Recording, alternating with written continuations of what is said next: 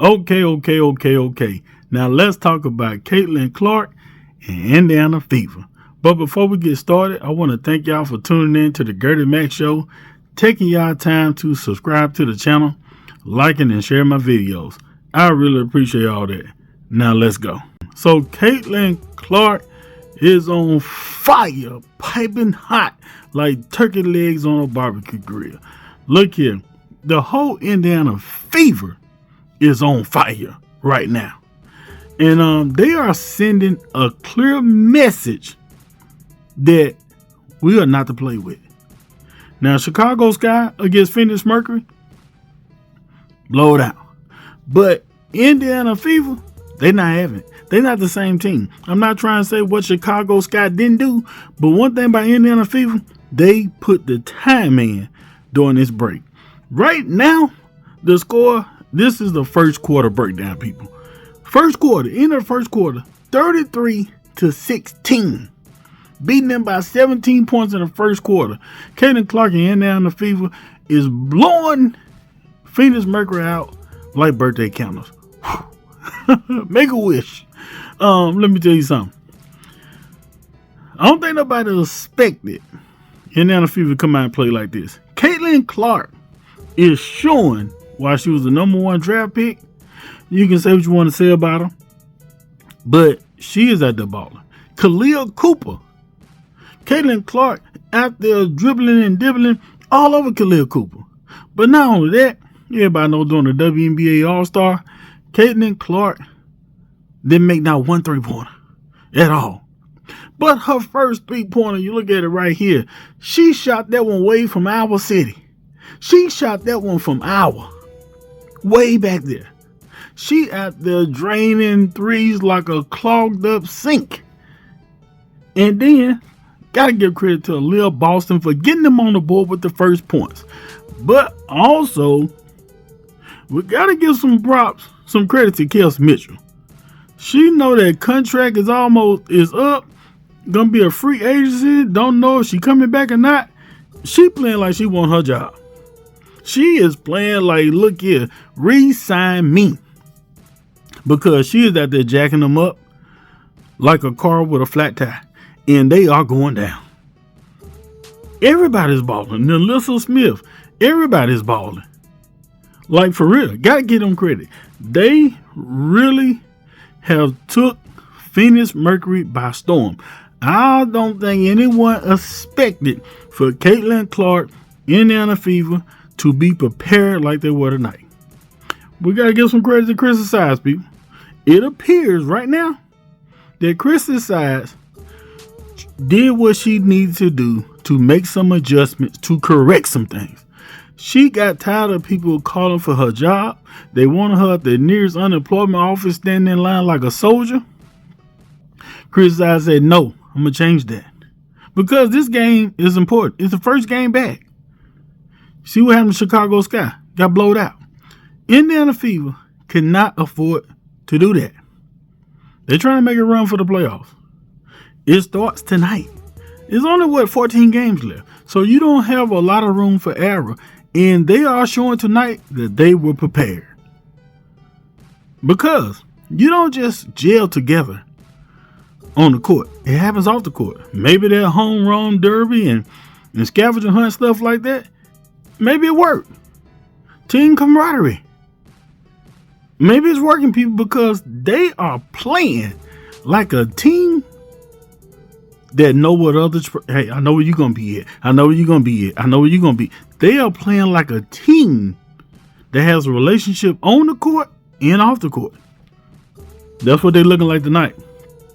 Got to give them credit, hands down. They're looking good out there. And as long as they keep this up, this is most likely going to be a victory for the Indiana Fever. I'm watching the game right now. Let me see what the score was. I'm watching the game. But got to give them credit. They doing their thing tonight. Before the game, Caitlin Clark did do a little press conference talking about the importance of just being back, learning their teammates, building their relationship. And it is important for them to have that going forward. Y'all check out this interview. Shout out to Indiana Fever for that. Y'all check this out. Tried to relax a good amount, and then it was good to get back here and work on a lot of stuff that we needed to work on. And honestly, I felt like we had some really hard practices. Like, we were in here going hard for 2.5 hours a lot of the days. And at times it almost felt even more challenging than training camp was for us. So I thought it was a good period for us to work on a lot of things that we needed to work on, but also things that the coaching staff identified was areas that we were weak in the first 26 games and that we have to improve in, especially defensively going forward if we want to have a chance to win a lot of games. Christy also mentioned that you guys kind of grew a lot closer as a team in terms of team chemistry. Do you feel that at all from this break? Yeah, I think just having time to do things outside of basketball, whether it was set up by the team or things that we were just planning on our own. It was fun to do that and not have so much pressure on us and the basketball pressure, and you don't have to think about a game that was the day before, a game that's happening 2 days later, just to really enjoy the moment and spend time with your teammates. I think building relationships is really important, and I think that's going to help us have success through these last 14 games. Go Scott, then we go Matt. Ty was joking how he was kind of the mayor of All-Star Weekend. What do you kind of expect to carry that torch for next year? Oh, gosh, no. I mean, I'll be hiding. I'm just happy I'll be able to sleep in my own bed. If I'm lucky enough to be an all-star again, I would just not have to sleep in a hotel room, not have to travel. I think that's what I'm most excited about. But honestly, I'm really happy for our organization and our franchise and the city of Indianapolis. I think it's a testament how they've supported us to begin the year and the first 26 games. We've had a ton of fans on the road, had a ton of fans. Every single game at home has been sold out. You can just feel the buzz and excitement. So I don't think there was a better place for the All-Star game to go next year. I think everybody knew that. So I know they're going to do everything they can to make this All-Star the best there has ever been in WNBA history. And I don't think I think that's something that is easily going to be accomplished because they're going to spend a lot of time and resources into making it special, not only for the athletes that are chosen to, represent their franchises, but for the city that has given so much and our fans that have given a lot. And, I'm excited even though it's a year away. I'm sure my family's already planning. Who knows? I'll be here one way or another, whether I'm there or not. I guess I live a minute away. I could walk here, so... When the numbers come out this week about just everything going through the roof since you got here, are you numb to all that? Or does that, other than Freddie blowing up, obviously? Yeah, Freddie did blow up. What is that feeling like for you? I think statistics are very interesting. I think it's one thing to feel it, but when you have numbers that are backing it up and you see that growth from just less than a year ago even to now, it's absolutely incredible. It makes me excited about the possibility of the future. It makes me very grateful for everything that's happened. And,